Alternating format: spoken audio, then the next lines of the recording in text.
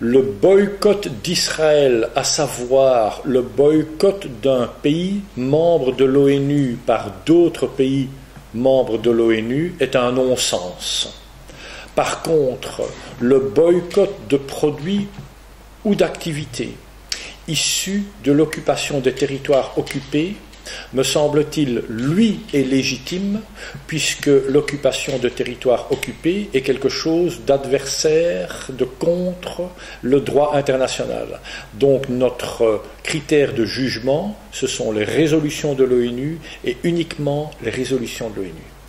Et en ce qui concerne l'accord de coopération qui avait été signé et ratifié entre la région Bruxelles-Capitale et Israël, mais qui a été gelé depuis 2002. Pensez-vous qu'il faille lever cette suspension ou la maintenir?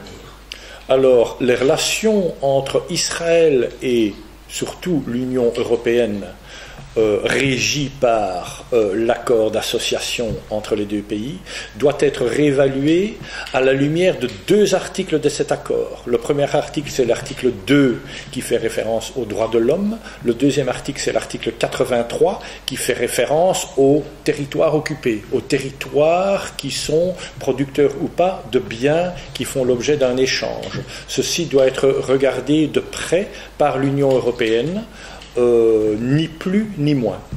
Et en ce qui concerne le gel de l'accord de coopération entre la région bruxelloise et Israël, qui est un accord qui porte sur la coopération scientifique et industrielle, qui a été gelé, justement, et gel voté par Ecolo, faut-il aujourd'hui, selon vous, maintenir ce gel ou lever ce gel? Il faut, avant de changer la position concernant ce texte, examiner quelle est la situation des rapports entre l'Union européenne et Israël du strict point de vue de ces deux articles de l'accord d'association, l'article 2 sur les droits de l'homme et l'article 83 sur l'origine des biens qui font l'objet d'un échange.